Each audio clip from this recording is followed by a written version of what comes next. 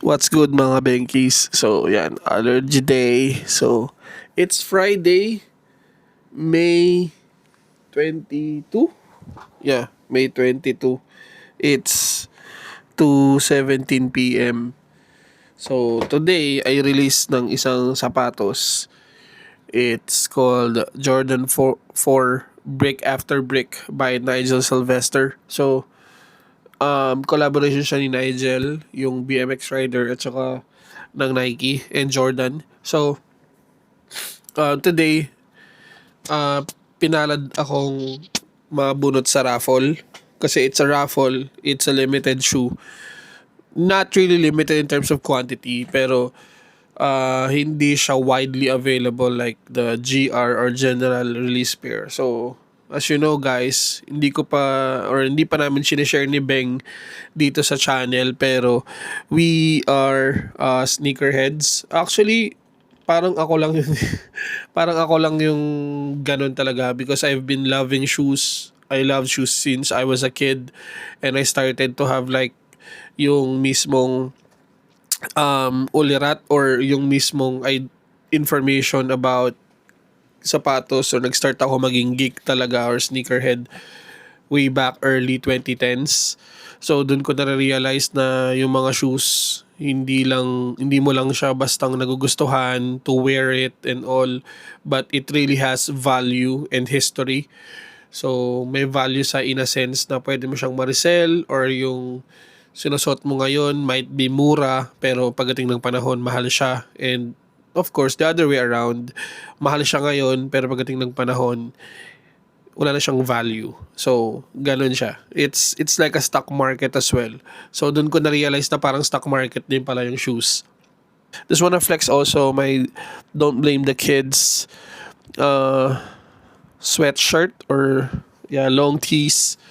Kasi ano to, I believe this was an old release na ni-reissue nila. So this one's nice, very minimalist sa harap, but sa likod it has a big Don't Blame the Kids print. So yeah, hindi ko na papakita. Peace out yo. So yun, ito na kami going to, oh my god, Atmos Philippines. So first time namin napupunta doon, kahit matagal ko nang alam na may Atmos, kasi naka-order na ako actually online 2 beses na, pero never talaga namin siyang sinadya or pinuntahan. Nakikita namin siya pag nagpupunta kami ng BGC, pero hindi ko siya pinapasok for the reason na parang wala naman din akong gagawin, parang gano'n. Pero for now, aside sa fact na may kiklaim akong shoes, in 300 meters. ang maganda nito is magiging first experience ko rin siya doon sa Atmos, kami ni Beng. So, maya na lang ulit. Finally, we are here sa Juan Bonifacio. Hopefully, walang pila. Yun na lang yung wini-wish namin. Nag-CR lang si Beng, then after nun, punta lang kami agad sa Atmos. Punta kami sa Atmos and itsura niya. Angas. So, wala naman ako nakikitang mahabang pila. So, tignan natin. Pasok tayo.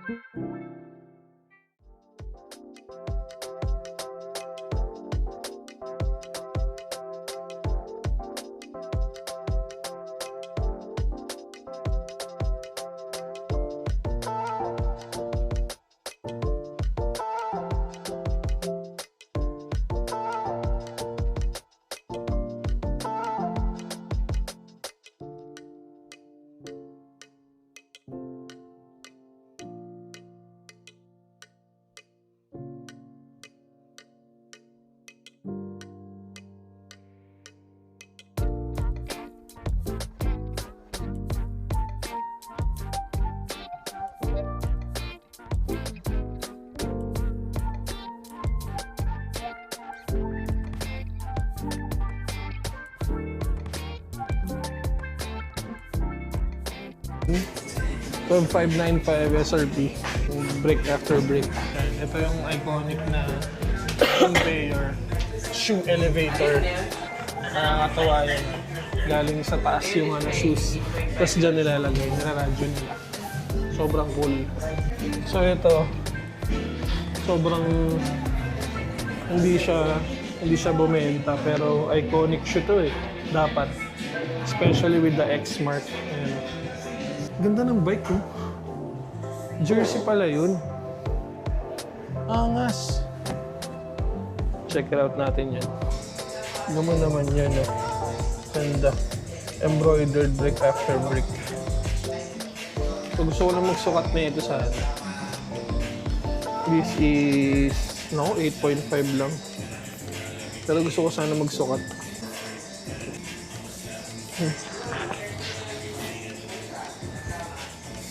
Ano ba? Parang normal lang. I would agree na mas maganda yung Chicago kaysa dito. Pero kung sa high, mas gusto ko yung high ng bread kaysa high ng Chicago. If it's high, bread. If it's low, Chicago. Yan, outfit namin ni Ben ngayon. So, simulan ko sa bag. I'm wearing my Calvin Klein bag. She's wearing her Privilege and Entitled by Secret Fresh kay Big Boy Cheng. Shoutout kay Boss Biggs. And then I'm wearing my Carhartt Big Pocket Tee, yung leather patch. Ito yung regalo sa akin ni Big nung birthday ko. Then I have my Clout shorts, Clout cargo shorts. Yan. Check nyo yan, local brand. Ang ganda rin nila gumawa. Nike socks pero tinago ko yung check because I'm wearing my Wave Runners, which for me is the best Adidas CZ that has ever released. Yan. And then I'm wearing my Ray-Ban na bigay sa akin ni Beng nung kasal namin. Reverse LA New Era. Essentials na nakalimutan ko kung anong season. Then Titan shorts. Then yung generic socks and the ever comfy Vomero. So yun ang aming outfit of the day. So yun, mag-date na lang muna kami, lakad-lakad sa BGC para masulit yung parking and yung binayad namin sa Skyway at sa gas syempre. Yun. Congrats sa lahat ng nanalo ng brick after brick Jordan 4. Let's go! So may nakita kami isang master dito. Sobrang ganda ng kulay niya. White yung katawan niya pero yung paa, buntot and ulo niya is iba kulay. Ang ganda. Natutulog siya eh. Ayoko. Ayun, naisip namin ibalik na lang muna yung yung shoes sa sasakyan. Dahil ang bigat niya. Kung gamit-gamit mo siya buong buong lakad, nakakangawit. Yan, dito na kami sa may famous spot ng BGC, yung may malaking screen. Puntahan ng mga tao pag wala sila magawa. Sarap pa rin maglakad sa BGC kahit crowded. Sabi kong famous spot na may malaking screen. Lagi may mga picture-picture dyan. So, Gentle Monster. Angas ng design yan sa loob kung di pa kayo nakarating. Ayan, may malaking design doon. May higante sa loob talaga. Gentle Monster legit. Then doon yung The Eye. Yun yung part na yan, maraming kinalat yan sa buong mundo. Iba't iba. Pwede kang magkaway-kaway sa kanila. Ayan, this is the BGC. Kaming ABC Mart. Ito yung famous screen. Tatawid kami dyan after nitong mga to. So tatawid kami pa ganyan. Punta kami ng ABC Mart. Ayan. Tawid tayo doon. Ayan. Tawid kami. Important. Saan kaya ang bansa yun?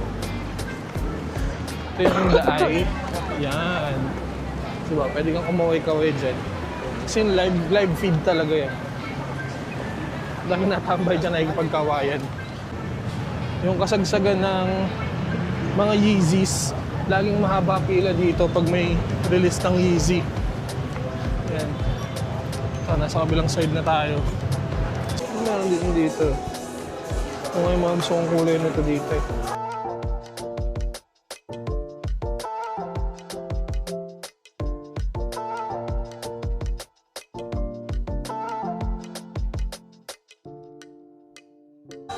Man, I like this one. Yung USA na 992. Problema lang. Boom, 990. One of the most comfortable New Balances.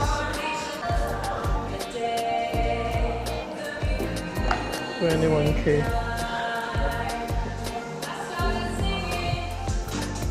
Birkenstocks. So I have this. Hindi ko lang siya suot ngayon, pero sobrang favorite ko na siya kasi humulma na yung paa ko.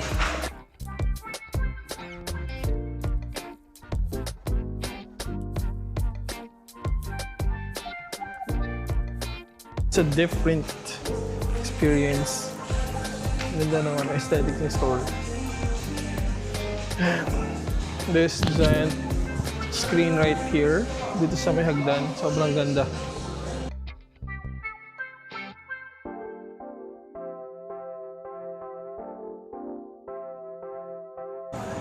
Here is where we're gonna end the video for now. So yeah, thank you mga kabengski. Peace out.